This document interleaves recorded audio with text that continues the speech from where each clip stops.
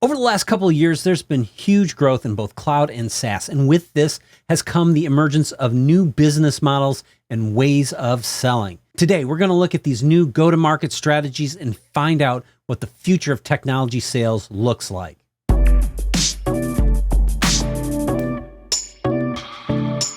Hey everybody, welcome back to another FUTRtech video podcast. On the venture capital front, we are seeing a big preference for companies that are breaking with the old sales models, focusing instead on companies that offer self-service, education, and community. The role of the salesperson is changing drastically in all of this. Today, we are talking with Brian O'Shea, VP of Sales at Clumio, a cloud-native data protection software as a service offering that is well positioned for this new kind of go-to-market. So we're going to talk with Brian about what that sales transition looks like today and where it's going tomorrow. Welcome, Brian. Thank you very much. So before we get going, if you could just give us a few minutes to tell us about, where you are, where you came from, and just fill us in on what Clumio's all about. Yep. So I started my career in the semiconductor space and had a great time. It was a great place to start. It was started in 99, 2000. Everything was booming. If you could fog a mirror, you could get a job. And I barely met those qualifications, but had great success, just like anyone else would at that point in time.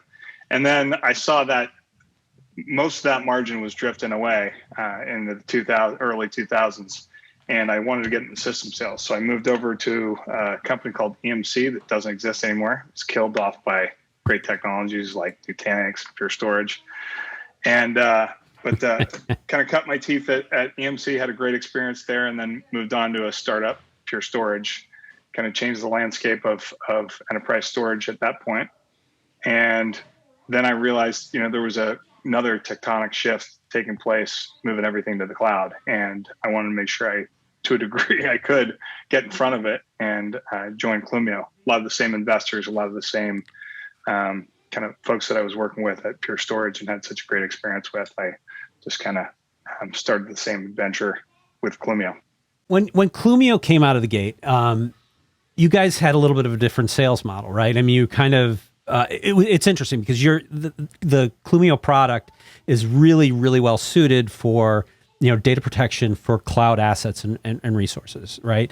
But in the early days, there wasn't as big of a rush to the cloud as there has been, recently, and so you had a little bit more of a hybrid model back then, right? But now, I think it's looking a little prescient to be doing what you're doing because so much has moved so aggressively to the cloud during this pandemic. Could you talk about a little bit how that change, came about and how that changed your kind of direction? Yeah. So there was a couple things that shifted, none of which was of our doing or volition. But ultimately, we started out, I joined the company 3 years ago. About 2 years ago, we came out and we kind of launched the company even before we had a website. We launched the company at VMworld, and we won not only the gold for best backup solution, we won the best in show. So we were very heavily focused on VMware, but we had a pretty cool story. It's a SaaS backup solution that protects VMware with the idea that we're going to protect all your on-prem workloads, your cloud workloads, and all your SaaS workloads. Well, that's a pretty big endeavor to start with. When the pandemic hit, that obviously, the people weren't buying on-prem data center stuff for the first 6 months. They were really trying to make sure people got their remote workers, their capabilities. They were spending their time spinning up Zoom and WebEx and really anything in the data center really took a back seat. And what was selling for us at that point in time was where we put a much smaller investment, which was the native AWS backup solution. And because people were moving more and more of the resources into AWS. So we had kind of two things that were working out for us. One was we were selling VMware backup solutions for those people that couldn't get into the data center, physically couldn't get in their data center because they could just download an OVA from us. And then we had the cloud backup solution that was working because we were actually saving customers money versus what they were doing with a snapshot manager. And we realized that we had to make a pretty hard pivot because that acceleration of the public cloud was not going to slow down. So more and more, we were having two-dimensional conversations with people. More and more people were interested in how do I get a more viable solution for AWS that solves all my protection concerns and, oh, by the way, addresses ransomware concerns, because there was a massive uptick in ransomware events at the same time.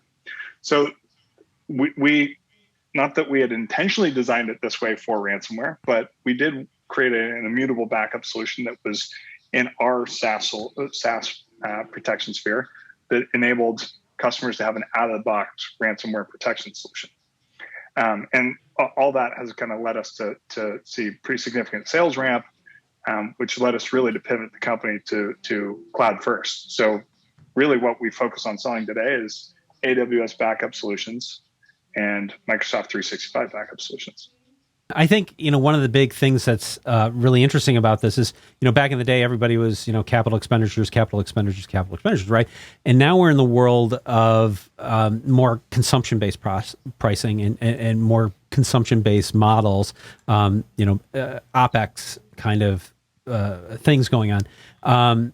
Could you talk about, you guys, kind of are living that. Could you talk about how that's sort of changed business and the way you guys go to market? Yeah, there's kind of two sets of customers. The kind of customers that have kind of already started in that space and are very comfortable with that. And then there's the customers that you kind of have to guide and shepherd in that space. And both of them, once they can articulate it to their CFO, the CFO loves it. It's just a better way to consume. It's just the utility model, right? I'm going to pay for what I use and no more than that. And if you think about the difference is, if I'm buying storage, traditional on-prem storage, you're typically going to capitalize that over 3 or 5 years. Let's say you're capitalizing over 3 years and you're planning for growth. Well, you're going to buy 150 to 200% of the capacity you need today, right? So let's say you're buying 200% of the capacity. So you're depreciating that 200% capacity. If you just buy the 150% that it's going to get you through 18 months, then 18 months later, you have to buy half of that capacity that from a depreciation model looks like you're buying at 2x the cost. So from a financial bookkeeping perspective, it's much more attractive to say, I'm just going to buy what I need right now and consume it as I go. I was talking with you earlier about some of the white papers that John Veronis at Unusual Ventures had written about sort of this, where the money is going from the venture community, right? And his contention is that, and we're seeing this too when we talk to people, that that old go to market that people had, where you kind of build this product and you hire those big heavy hitter salespeople with tons of connections to come in and sort of build out a channel sales organization and kind of sell that way. And his contention is that there's this new go-to-market, right? That where it's more of a self-service model. It's more based on doing the educational components and focusing on building community and providing value in those kinds of ways, which is drastically different than the old sales model that we've been operating under for a long time. And we've seen a big shift happening.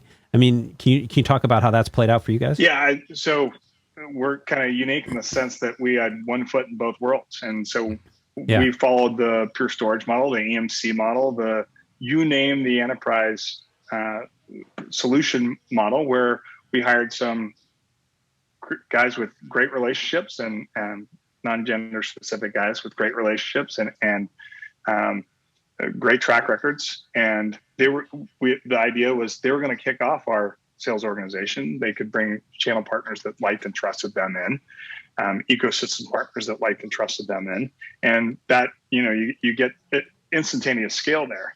And then we were planning on bringing more demand gen younger folks in to kind of scale the organization beyond that. I should say more junior folks to scale the organization beyond that.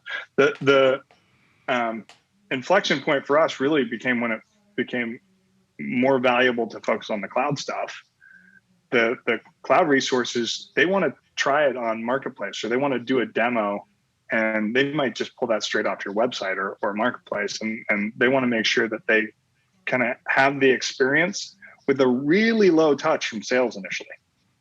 So to give you an idea, you can buy Clumio on Marketplace. Now you're going to pay list price, but you can buy Clumio on Marketplace, and it's going to be marginally cheaper than what you get from AWS, but not nearly as advantageous as if you negotiate with us directly or one of our ecosystem partners. But you can have that experience. Now, I don't think the largest organizations in the world are going to trust their enterprise backup to a Marketplace transaction, but they will try it out there, and they will make sure that they have that experience before they go in and negotiate with the salesperson or engage a system engineer to walk them through the entire platform. It's kind of that time to value proposition that it gives you there too. Absolutely. And think about how the consumption of everything right now, somewhat pandemic driven, has gone to a two-dimensional experience. You're searching the web. You're not walking through the mall. By the way, no one's walking through the mall right now. And I hope not. So you're not walking through the mall, and you may not be walking through the mall post-pandemic either. Yeah. So what ultimately happens is people are used to that online shopping experience, and they're used to that. Now, there's a big gap that needs to be filled, and we've talked about that previously offline, where ultimately you can't just go searching on Marketplace and find the best technologies. You need someone to urge you that you've got to look at this technology. So that's either going to be, you're going to get 1,000 emails from Clumio and everybody else. You're going to have pop-up ads every time you log into Facebook or LinkedIn or whatever, or you're going to have some trusted advisor guide you towards our solution.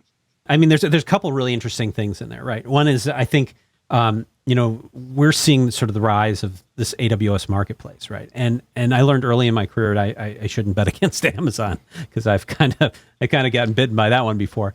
But they're leveraging all their sales technology knowledge, in the retail space, and now they're bringing it to the B2B transaction. And it's not just SaaS products that exist on AWS, but it's actually physical hardware and everything too now, and services, right?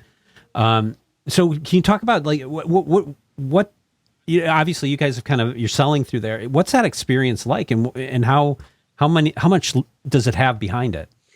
Yeah, the vast majority of the transactions that we do through Marketplace are ushered through a partner or ushered through a Clumio salesperson. Now we do get inbound, but they're not enterprise organizations by and large. They're much smaller, and they're kicking the tires. And then frequently they'll reach out to their local Clumio sales rep or one of our partners. But you're right. There is way more. We track. Like Big Brother, we're tracking all the web traffic. We're tracking anyone that opens up an ad or opens up an email, and it's a very different world. The metrics used to be, if you get 65% email open, you're failing. Now, if you get 41% email open, you're succeeding. And it's just very different the way people are marketing, people are consuming.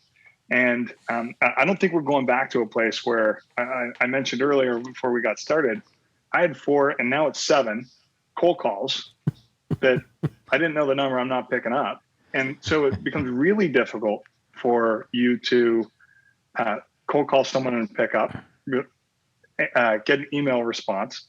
So I think there's a huge gap in the market right now. And by the way, I talked to my peers across dozens and dozens of organizations, mostly in the enterprise space, that have the same problems. You have identified personas that are just getting inundated. A CISO is getting tens of hundreds, if not hundreds of emails every day from the salesperson.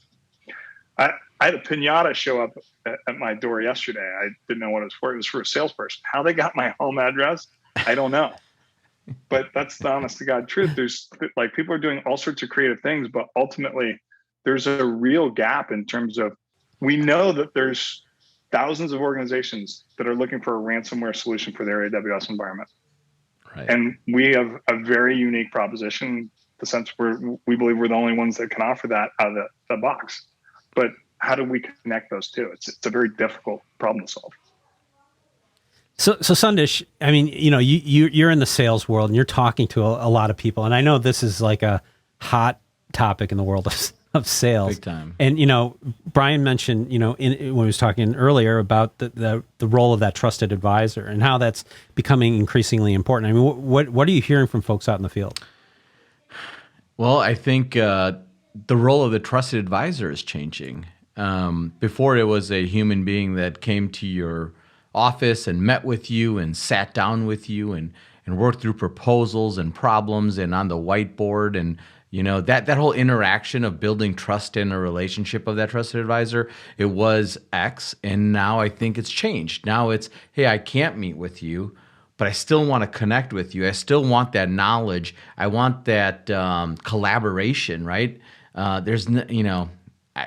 as a techie guy deep down inside, and I know O'Shea agrees with me, I love getting in front of a whiteboard and tackling problems with people, and right. just getting together just for the whole goal is take all your agendas, put them to the side, and let's go after this problem and see how we can fix it. And so the role of the trusted advisor now, if it's becoming digital and all this kind of stuff, it is changing. And, O'Shea and I talk about this quite a bit, is because that is the role that, traditional resellers and just anybody at this point, it's like you have to be a trusted advisor to your customers. But, how do we do that in this digital world? And, is it getting to a point where a customer, what O'Shea is saying is getting me thinking a lot, because like I love Amazon so much. I go in the app, I pick it, I just do one-click delivery, and it just buys it. It tells me where it's coming. The whole process is so automated, and the customer experience is absolutely wonderful. But like where we are at today, with old systems, old traditional mindsets, go different sales strategies with resellers in the middle and got distribution in the middle as well. You have this very complicated process. How do you become a trusted advisor when, all they really want from you is your opinion and to buy something for as cheap as they can get? All of those little things that we used to do in terms of getting together, creating a situation that doesn't exist.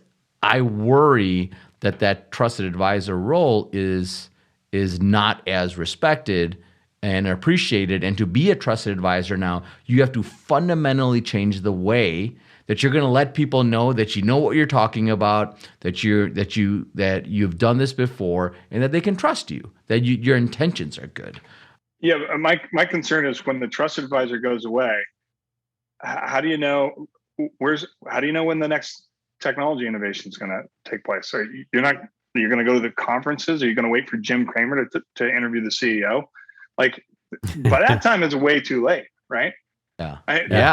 The thing is, there's this massive tectonic shift towards SaaS, and it's going to eat a lot of lunches, right? I mean, Snowflake, CrowdStrike, ServiceNow, that's like $340 million in market cap, $40 billion in market cap. That wipe out a lot of competitive solutions. But the problem is, how did people learn about those technologies? It wasn't through the traditional reseller model. No. But it took them way longer, or some crazy event to get scale than it probably should have. There's no doubt. And in many of those cases, what created that scale for them was Amazon getting in their market or Google getting in their market. So there was some external event like that. Last time we were talking, O'Shea, you said something that I thought was very awesome. You commented saying that when we look at these Forresters and IDCs and Gartners, right, the traditional, who still to this day, by the way, so many of my customers still rely on those folks to guide them towards the best solution for them and be unbiased and all that kind of stuff. But then you said the pace of innovation is so fast that, no one can really keep up with that. So like, even if you put out a Magic Quadrant today, that Magic Quadrant might change in 2 months because the pace of innovation is going so fast. And that's like a aha moment, right? It's like, whoa. So then imagine for a customer to try to stay on top of technology trends when the most trusted advisors, right, the standard guys, aren't able to keep up themselves. Yeah, it's by the time that report comes out, in most sectors, it is way too old. Yeah, right? And I think the analysts do a phenomenal job, or certainly the analysts I know do a phenomenal job, but they're hamstrung. It's a really long, drawn out process, and the pace of innovation, it is faster today. Like, we can talk about whether there's a bubble and all that stuff, but because of Sarbanes-Oxley, companies are staying private longer. Because of the cloud, people are developing faster. So there's a lot of these private companies that are doing some amazing things that are happening so quickly and kind of under the radar that you don't hear about them until too late. There's actually a genuine problem of the distribution of these technologies right now that someone needs to solve. I think there's a hole in the market. And so how do we solve that market? Kind of we do it through brute force. We do it through a lot of marketing efforts. We have a larger sales development team, the cold callers, emailers, LinkedIners than you'd expect. The enterprise sales guy that sits by the fax machine, not that anyone has a fax machine anymore, but that has all the relationships in that one customer, that guy's not that valuable anymore because you need multiple different transactions. Yeah. Wow. You mentioned the kind of the idea of like companies staying private longer and things like that. Do you think, because one of the things I've seen is like sort of this rise of the mid-market sort of, small, large commercial kind of space rather than enterprise. Do you think that like large enterprises are moved too slow to take advantage of the pace of technological change, and there's more of a sweet spot in some of these more nimble, agile companies? Yeah, I'm always careful because I've always competed with very large companies, and and I have no problem, poking the bear and spit in their eye and all that stuff. I'm very pugnacious from that perspective, so I'm not worried about that. But those big companies got big for a reason. Now they may lose their way, but like Amazon they're brilliant people at Amazon. They're brilliant people at Google. They're and there's at any big company, there's a lot of really smart people, and that's how they got there. But it is really hard for, there's a technical debt that builds up. There's issues without being specific in our market. What we're doing is kind of obvious, but there's a number of innovative companies with great engineers that are chasing revenue right now, and that is their most important thing because they either are public or they're going public.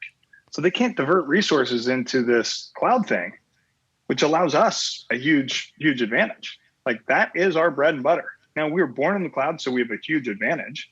But these bigger companies that were based on premises, you guys were talking earlier about a customer that the cost to lift and shift was extraordinary, in some cases 10x. That's not uncommon.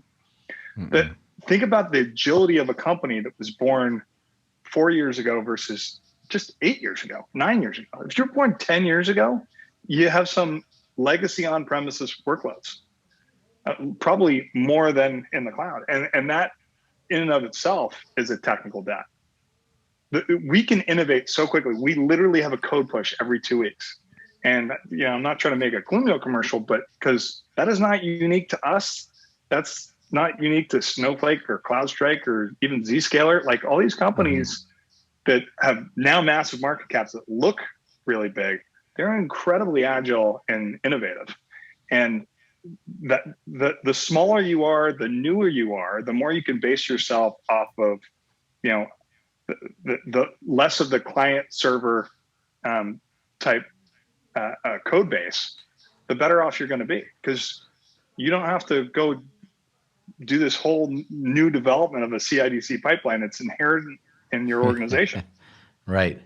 You don't have to worry about, hey, we spun up all these EC2 instances. You're using Lambda functions, right? So there's so many efficiencies you can get there. And then even the guys I mentioned earlier, not to pick on any of them, but if they were born 8-9 years ago, they're not getting a full benefit of the parallelism of the cloud or the temporal nature of the cloud, right? So like if you want the most powerful cloud solution, you can spin up thousands of instances and blow them away and have really no impact to your operation. And those newer companies are going to develop much faster and be much more agile. Some of the bigger legacy companies that are doing a great job of this are doing it in a labs environment and kind of have their own little startup company. But they're kind of contrarian forces, right? Because on one side, we have customers that are, the bigger you are, the harder it is to change and shift and be agile and all that kind of stuff. But on the flip side, to get the most value, you're going to have to take those risks with those smaller guys that you don't know. But those are the ones that are really going to be able to provide you the business value to really change the game within your organization. So you have these like two polarized, forces where one can give you a ton of value, but it's really hard for the big guys. So like what Chris is saying, and this is what I have seen, is I feel like the big guys move too slow, even though they can benefit the most. So there's been an argument in the field now where it's more like, do you want those big guys? Because just to even get a POC has to go through some kind of like council, and you got to get it approved, and you got to go through procurement and legal and all that bullshit. And that's like at least 3, 4, 5 months before they even say, yes, we'll POC you. It should be like you guys where you just go there, download it, and just start POCing it. And just, there shouldn't even be any kind of T's and C's with it, right? Well, that's why the cloud has taken off in the enterprise. I told you a story about one specific customer where I had a relationship with the COO, and I had a kind of a trusted advisor, even though I had my own selfish interests. He was saying I have to justify every acquisition against the cost of the cloud. And I said, at the scale you guys buy, you're way cheaper than anything you would do in the cloud. Your problem, though, is if I want to do a POC in your environment, you have to talk to the guy that runs the data center. You have to talk to the union that provides power. Mm-hmm. The networking team has to approve it. It's like 6 weeks to drop a box in and get it cabled up. Yeah. Whereas someone just swiped a credit card and spun up an EC2 instance. It's the agility of the way some of these legacy practices do it it's just not there. And that's why you see AT&T adopting some of these large, these newer technologies, including all the public cloud guys. Some of the oldest, stodgiest organizations are doing it from an agility perspective. And there's no question if they did it themselves, bought all the stuff themselves, they could do it cheaper. But what's the price of agility? The time to market is, Chris, you were touching on that earlier, is there's so much value to getting the product out earlier, the feature out earlier. Yes. And there's just so much competition with new developments and new companies. They can iterate every 2 weeks. Like if you're a really old stodgy company, you're not iterating every 2 years. It's like a 3-year development cycle. Yeah. Yeah, and I think right now the companies that can best adapt to the change are the ones that are succeeding. And like the world has shifted. It's not like the old days where it was okay to like kind of have something roll along for a year. Now your competition is so intense, and the way products come to market now with sort of this rapid development and the ability to this extreme agility that we're seeing is that products that used to take 10, 15 years in the past are coming out in like 6 months. Yep. And the thing that's interesting about it too is because they're leveraging existing infrastructure and services, it's good. It's not like you're 6 months, you got something and it's a total dog. Yeah. It's like, wow, this actually works, and it's going to get better over time rapidly, right? Well, that's the case of these new SaaS companies. If I ship you a piece of equipment, every day after the day I install it, the experience is probably going to get worse and worse. If I send you an early SaaS technology, every day after that, the experience should get better and better. And you touched on the evolution of things. Like, there's always been a Darwinism in technology. And that's why David almost always beats the Goliath. I remember my old CEO, Scott Dietzen, used to say that. And so I kind of pulled on that string and started researching it. And everyone should read David and Goliath by Malcolm Gladwell. It's a great read, period. But it's also a good tale of how new technology companies that do things differently will always beat the old legacy guys. But what used to be 5-6 years is now 5-6 months. The pace of innovation is so fast. And even those legacy guys, you just see the way a big organization like Microsoft shifted, and they've taken a pretty big chunk out of AWS share. I shouldn't say they've taken a chunk out of their share, because Amazon's still growing, or AWS is still growing. There's plenty to go around, right? So, but they've carved in a big chunk of the market, and they are. If I'm Andy Jassy, I got every day I wake up thinking about GCP and Azure, whereas that probably wasn't the case a couple years ago. How have you been repositioning, your sales organization? And I guess, like, you're kind of in the hybrid mode right now, and you're still, got one foot in the traditional world right now, and, maybe more than 1 foot into the other side of it. But, like, what are those skill sets that you would look for in somebody? How does that shape out? Yeah, everyone's a marketeer. I have a sales rep that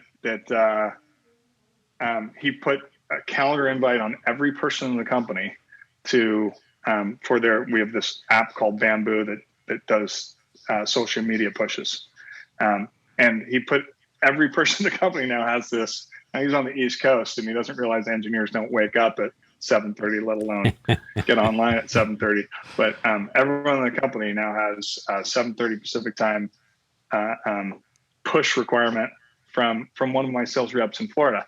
And so everyone has to be a marketeer. Every salesperson, and including the CRO, including the CEO, every salesperson has to be a demand gen machine. It can't just show up to close a deal. I have to be able to open up doors too. It's different because we can't rely as much on Sandesh, the value-added reseller. I can still rely on Sandesh, the super connector, but there's very few of those. We've talked in the past. You could point to the largest reseller in the world that has hundreds of reps. They have like a couple dozen good reps, and they have 2 or 3 that are great. And that, I've always talked about, I'm way more interested in the name on the back of the jersey than the name on the front of the jersey, because that's where the talent is. Those are the reason why they're still of great value, is because they're super connectors. And their value is not, I took them to the Cubs game or I took them to a great steak restaurant. It's, I introduced them to all these technologies that worked out, and not just worked out for the company, worked out for his career or her career.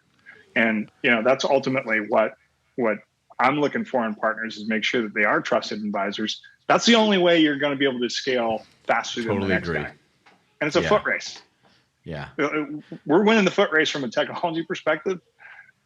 We're very fortunate, but from a go-to-market perspective, we got to win that foot race too.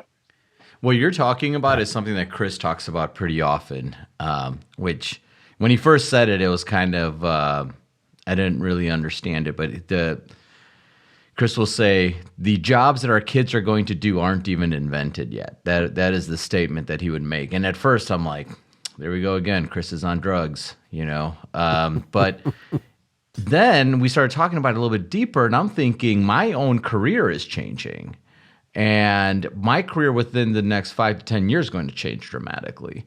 And so will other people. I think executives. It doesn't even matter about even tech. I think healthcare, lawyers, just every doctors, doesn't mean whatever. Everyone is going to have to go through this period of redefining who you are in your professional life.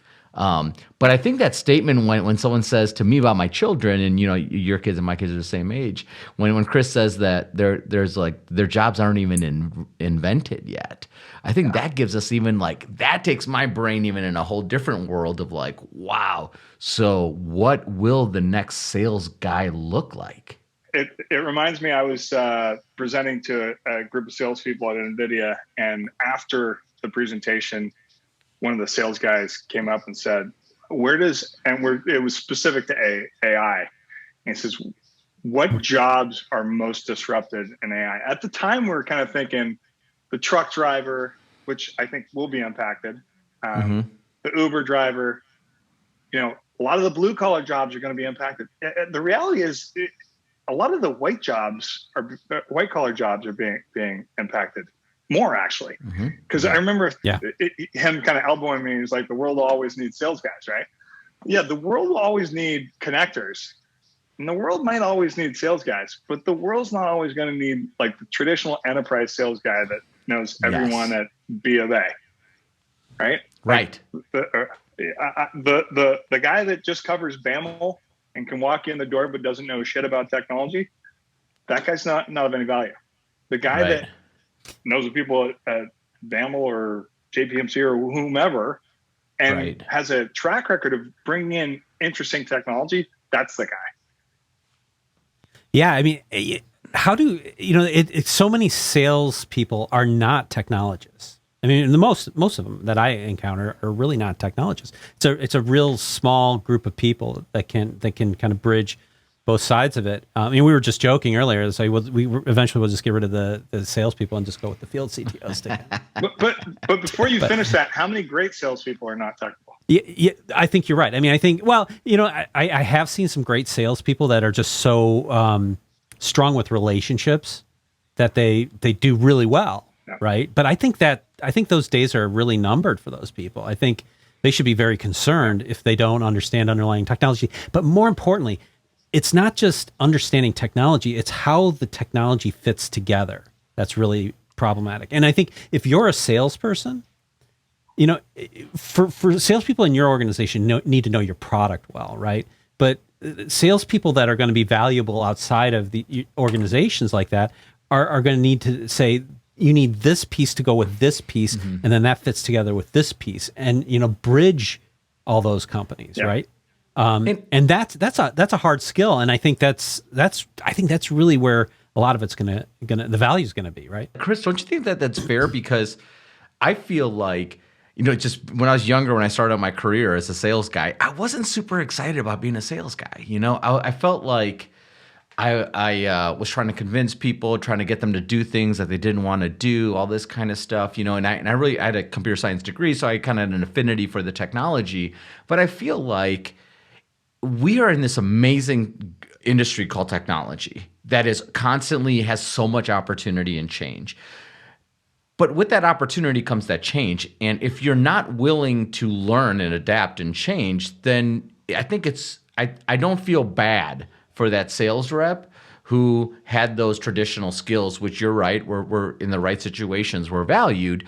But I think if you're going to be successful in technology, you need to be able to talk about technology. If I'm buying a house and the guy doesn't know how to talk about the house and the real estate market and stuff like that, I'm going to be a little bit like, But he bought you a nice steak dinner. Yeah, well, that must have been a really small house. But I just feel like that you should be, and there should be more accountability for. I think all of us. Honestly, this is how I feel. I feel like all of us in the field. We're all in the field. The technology innovation is happening so fast. I can't keep up with it. I go into meetings more and more these days where I am constantly learning. I don't know what everyone is talking about. I find myself in that situation so many times. It's so annoying because I'd like to know what I'm talking about and what everyone is discussing. But if that continues, like a part of me feels so like, oh man, I can't learn all this stuff so quickly. But the other part is if I want to sell, if I want to change minds, if I want to help people, I need to understand fundamentally how the technology works. You have the intellectual curiosity that you'll follow up and try and learn that stuff. What's scary is if you're not in that room and hearing about all these new different technologies, because there's so many people, including customers, that aren't in that room. They're not getting that technology overview, and they're still buying the stuff that we were selling 15 years ago. What I was going to say earlier is in one sense, the opportunity I think is greater. Like, when was the last time you sold a startup something at the application level? Kind of hard to do, but if you brought a technology like Carta, you brought a technology. Just forget about the traditional infrastructure stuff. There's SaaS technologies. Carta is a great technology that we use. And there's no commercial for Carta, although Jeff, if you're listening, here's a little plug. Carta's great. Carta's great. But that's how most companies my size distribute equity and track equity, cap tables. Yeah. Or DocuSign. DocuSign is another one. Another one, right? And it's fairly ubiquitous right now, but it wasn't. It wasn't. Even pre-pandemic, if you bought DocuSign, you'd be in great shape. Right. But before it was like, oh, I'm just going to click, and it's just going to put my electronic signature there, and that's just going to be real. Like, I don't have to go to the bank or whatever. That's crazy. Yeah. Oh, and by the way, if you've gotten a loan with the DocuSign thing, that's a much better experience. Which is like 120 pages, but you only have to click like sign 5 times, and you're done for 120 pages. I just did a refi. It was amazing. It's so different. Yeah. So different. Yeah. But you can sell all these different technologies right now. And maybe not sell in the traditional sense of, I'm going to kind of house it and deploy it and all that stuff. But if you become the broker and introduce those things, because I never want to be an organization that has 5,000 salespeople. There's always a rate of depreciating return on the number of salespeople you have. Right? The quality will always diminish over time, or over scale, I should say. I think when we start talking about this, one of the things that we've seen a lot of is just there's been absolute flight from the industry. I see like some of that old school, the guys who just were making 6 figures on a regular basis. And it's just like a lot of those guys are just like kind of like, this ain't worth it anymore, right? And the compensation models are really changing a lot too. I know with our organization things have been really upended. But what does compensation look like for salespeople in the future? I mean, like, and I don't even sure we should be calling them salespeople, right? I mean, you mentioned social media. The concept of the influencer over the salesperson is a really interesting thing. And so then how do you, if you're not, managing that transaction, how do you compensate people, to make it valuable enough for them to kind of get in it? That's a good question. So even the compensation of the OEMs salespeople is changing just because it's going to become more predictable. As a startup, you can pay people very well because there's an unpredictability because you should be scaling at a much faster rate than anticipated. But at a larger company, some of whom I mentioned, it's really predictable. Like the head of sales and the head of sales ops can tell you within a very small margin of error what each rep is going to book, and makes for much more predictable earnings. It makes for much more predictable revenue streams for the sales reps, but makes for less predictable less upside. So that changes.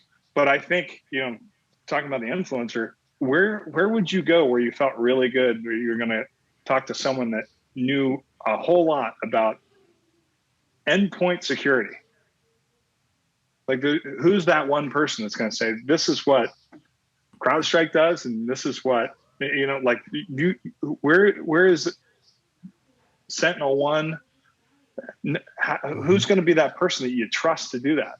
I think that's a gap. That it's like there should be a Gartner report every like 4 weeks. or someone like you guys fill that gap, because that is ultimately what I want, is someone that I know and trust that doesn't have any significant bias. By the way, I'll pay for your commercials. I'll pay to have a commercial on your podcast if you do that. I'll pay for your YouTube video just to be on the front or back end of that. But I think that's how things will evolve, especially for newer technology. There's some value to go to you name the VC, Greylock or Sutter Hill or whatever. Go there and we'll do an EBC and we'll introduce you to all these new different technologies, and you check the box of what areas you want us to focus on. I think there's a lot of value to that, but there's going to be significant bias. It's going to be that bias going to be towards those portfolio companies. One of the things you and I were talking about this, Brian, is we always talk about how customers are still going to be king, even though like the world around us and sales and marketing, we all change. At the end of the day, the consumer is the person with the problem. They're also the person with the money. So we want to make sure that we're taking care of them, like ideally, and without being too dramatic. And I know there's a lot of dramatics around ransomware right now, and everyone's trying to just figure out how to leverage ransomware to make more money and change their story to align with ransomware and all that kind of good stuff. But we are at a point where this technology is everywhere. It's starting to work against us. Right, it's impacting us personally. It's impacting our communities. It's impacting our country. It's impacting our security. There's just so many things. That data of like what's actually happening really, really quick, and for executives to be able to get that type of information real time. I wish there was like an agency of some kind where it's like you can have a CIO, a CISO, someone in the executive chair to go to someone and be like, what is the latest information in this technology? Who else has tried it? What have been the reviews? This might even be a beta type solution. But I think we really need to get to that point where we get into a ton of POCs, we get a bunch of betas out there, and then the customers get to share information with each other so that they can actually make decision on that data. Because everything else, like you just said, is too late. And by the way, the good news is everyone can just jump on a call or jump on a Zoom or whatever and share information, and develop those relationships.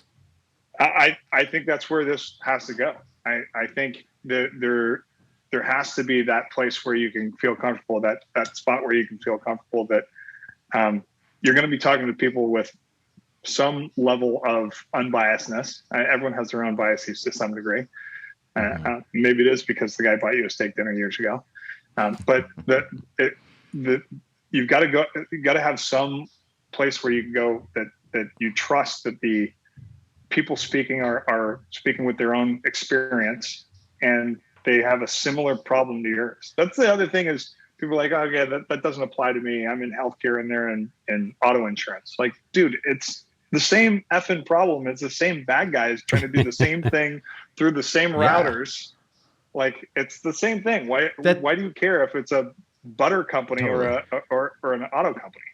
Like what Biden was saying was that he needed Google and Microsoft and all these guys to come together because and you know what, dude? Hallelujah. Because I will say, like Chris and I have been talking about ransomware for forever, for 4 or 5 years now. And we've always been wondering, why is this not happening more? Why is this not happening more? And then all of a sudden this becomes like this huge thing. I think we need a place to collaborate because the enemy is growing so strong and so fast, and they're they're smart, There's literally as a service models where you can hire someone to ransom another company.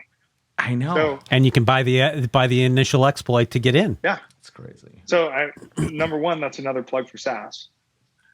SaaS is taking over the world. But number two, it's to your point, it's obviously not going away anytime soon, and it's already ubiquitous. And it's gonna. My concern, selfishly, is it's going to go from corporate America to individuals. Like it is going to become a big part of our lives, like it or not. And so I want people to educate themselves. There's kind of 5 different vectors I think people need to focus on to making sure that they protect themselves on the front end and all their passwords, make sure only the right people get in. They make sure that all the intrusion angles are covered off on. They get some level of insurance. This is just even on the corporate side. In the event that the unthinkable happens or the probable happens, and then have an offline copy. And obviously that part's very self-serving. So I want to just go around here. We're kind of getting towards the end of our time here, and I just want to go around the horn here and just get everybody's take on what the future sales guy looks like, whether it's 5, 10, 20 years out in the future. What does it look like, Brian? All right. Well, the future sales person from the OEM looks like some combination of a 2-dimensional and 3-dimensional salesperson. They've got to have the ability to use the various different tool sets, and there's thousands of them, thousands of auto dialers. Like I have a team in Arizona that they have auto dialers going on. They have curating lists. They can tell me who the largest consumers of AWS are. That literally about a dozen different tools, all SaaS tools, that provide various different pieces of information, allow us to parallelize our operations. And so the future is they have that skill set and the skill set to articulate the solution and the problem that how it addresses the various different problems organizations have, which, by the way, is what we're here for. If you can't address the problem the organization has, you're not selling anything, or you shouldn't. So I think that's what it looks like from the manufacturing side or the SaaS company side. I think from the kind of traditional reseller, the traditional reseller is got to evolve very quickly. And that's got to be they got to be a super connector. They've got to ideally create a hub, a place like, a virtual water cooler where people are talking about the different technologies and sharing ideas. I've tried this. Have you tried that? That's how I see the future of sales. Sandesh, what do you see? Yeah, great answer, by the way, Brian. I would say I look at a lot of this in terms of people, process, and technology. Technology will continuously change. We'll always be adapting our processes, and we're getting better at that. We see that with Agile and everything else. But I think the people is always it might be dragging through mud, dragging people through the mud because the technology and the processes will be so sophisticated that people can't keep up with it. And that's why I think, the next sales guy really does need to be able to create the outcomes. Not just, hey, I need to buy something. Oh, how much should you want to pay? Oh, you need another 5% off to get this to me for the end of quarter, blah, blah, blah. That's all done, God. Yeah, who gives that? Who gives a shit? Thank God. Yeah, but I still have to deal with that shit, right? Like that's the but reality no one liked of it. that. The customer didn't like that. Nobody sales likes guy it. Didn't like that. Customer hates it. Everyone felt like they needed a shower after that. Absolutely. No doubt. All I want to focus on, and I think that what the next outcome, I think the next salesperson is, Chris, and I don't think it's all, and I'm not generalizing here, but this industry's been lucky. The sales industry has been lucky to us because idiots like me have had an amazing career, right? And I don't consider myself like extremely intelligent and like super, super gifted in any way, but I think I understand people and just getting people together, and I think ultimately. Those are the skills that are going to have to come to market. It's going to be the people that understand the technology, understand the problem. And you also have to dedicate your life to this because it's just like a doctor, right? It's like technologies and doctors are changing so quickly. Surgeries are becoming different and more sophisticated, and new drugs are coming to market. We too have to dedicate our lives to this, and not to say that our families and that stuff doesn't matter, but we need to stay focused on it because it changes so quickly. And continuous education. Yeah, it's continuous, right? And so that's how I see the next. And I think it's great for people like you, Chris. You make fun. You're making fun of me and Ryan, like saying like you get rid of the sales guys and get a field CTO. But we get the big check. But the last comment I'll make on that as part of the people is that not one person can do this. And like Chris, you have been a great advocate for me and just really helping me understand technology and helping our customers. There has to be a group, and it's not a sales guy isn't a person, but it's a group of people that can create these outcomes for customers. Yeah, and I agree with you. It's got to be a group, because I mean, like this is what I do is I sit around and learn about these companies and focus on what's going on, and it's really hard to keep up with everything with the change of pace that everything's going through. But what I see in the future, and I think there's sort of a precedence for this more on the retail side, right? Is the you see the rise of like big companies like Amazon. And I don't think Amazon will be the only one, but there's big fulfillment organizations, right? They have shipping and logistics, they have warehousing, they have the sales engine and order processing, and all those big complicated pieces, right, on the back end. And plus all the analytics to drive all that, right? Mm-hmm. So I think it's going to be very hard for companies to compete against those kind of organizations that are so, really good at that, right? So what I see, and if you look on the retail side, you see the rise of influencers, and people when they buy things, they go to YouTube, and they go to Instagram, they go to YouTube, they go to Twitter and things like that to see what people think about things. And I think that same dynamic's going to play out, right? So what I see a salesperson in the future doing is maybe not getting that sales commission, but functioning more as like an affiliate program, right? Where if you drive the sale to the site, you get a portion of that sale, as sort of a fixed thing, and it's going to be a lower amount. But if you think about the fact that a salesperson doesn't really have to process all those orders and do all the things that are really incredibly time consuming, the field is much more open to them, and I think that that influencing aspect is going to be really important.